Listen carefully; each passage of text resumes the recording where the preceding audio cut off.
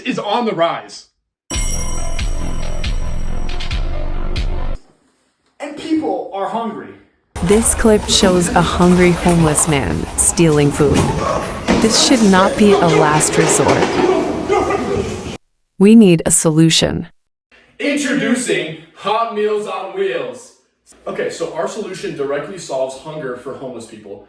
So there exist solutions out there such as soup kitchens, stuff of that nature, but a lot of the homeless people are sometimes unmotivated or not in a state where they can utilize those solutions. So our solution brings the food directly to the homeless people. So using Hot Meals on Wheels is a safe way to distribute food to the homeless people in a fun and most importantly safe manner.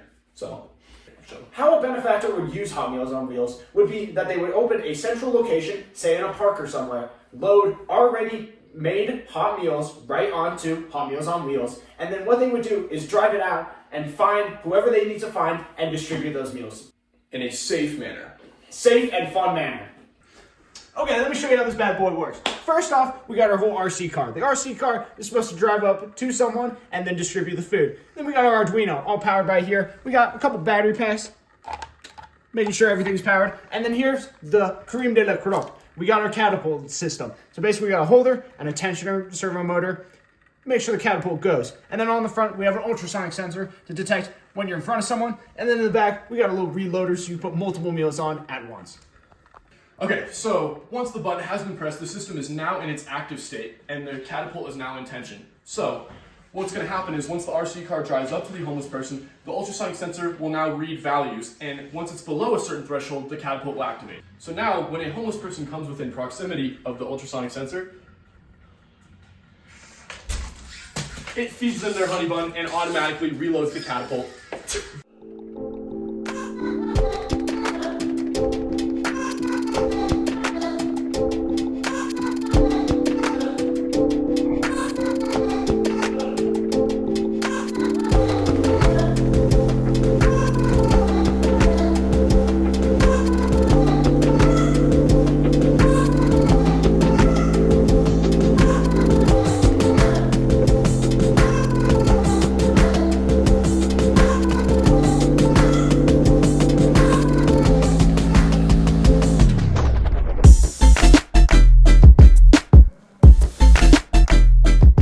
Hot Meals on Wheels is very durable and can withstand even the hottest meals.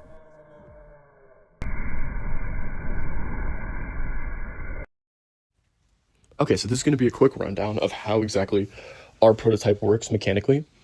So the entire system is controlled by an Arduino microcontroller, and it basically is supplying inputs to 3 different motors. And so 2 of the motors are high torque MG 955 or 995 servo motors. And one of them is positioned in the front of the catapult, and this controls the tension of the catapult. It is going to move a rod, which is connected to 2 rubber bands, and it is going to hold the catapult in tension. The other servo motor is controlling basically when the catapult can fire and when it can't. So when it's in its off state, it's going to have its little servo arm over the catapult. That way it can't fire. And when it's on its on state, it's going to turn so that the catapult is allowed to fire. The other servo motor is a tiny plastic servo motor in the back, which we have made a custom cam gear, which is attached to an Allen wrench and held in position by 2 screws. And basically, when it's time to reload, that servo motor will turn and the cam gear will push whatever is on the reloading plate onto the catapult. So how it actually reads when to fire, it uses an ultrasonic sensor which is positioned at the front of the car, and when the distance is under a certain threshold, the catapult is told to fire. So basically, the entire catapult is supplied by a 9-volt battery via a barrel jack and 8 AA batteries, which are supplying the high torque servo motors. And it uses a breadboard which has a button connected to it, which controls the active/passive state. Looking at the code snippets, here's our setup, which is very straightforward. You got the ultrasonic sensor and our 3 servo motors. Moving on, we have our void setup, which is pretty much the same thing. We just have our setup for our 3 servo motors, as well as our reset function and our launch setup. Something we did differently was we wanted to have functions that we could just run automatically, which will be shown later. The void loop contains our ultrasonic sensor setup, as well as the button for the safety, as well as the statement that checks if the button is pressed to activate and deactivate the safety. So when the safety is deactivated, then it starts reading the distance, and once the distance is within a certain parameter, then it goes into the launch function and the launch setup. Looking at the functions that we made, we have a reset function, which resets all the servo motors into a correct position to be ready to go, basically, in case they get offset or anything during transportation or whatever. Then our launch setup is basically just the holder and the tension servo getting into position. The actual launch setup releases the holder as well as releases the tension, and then does the reloader servo in the end.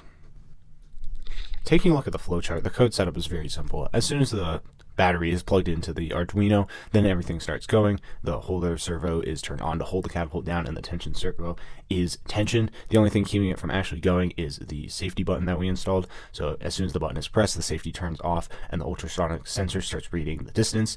If the distance is close enough, the holder servo releases, which releases the catapult, and then the tension servo releases to reload the catapult, and then the reloader activates to reload the whole entire system, and then the system resets.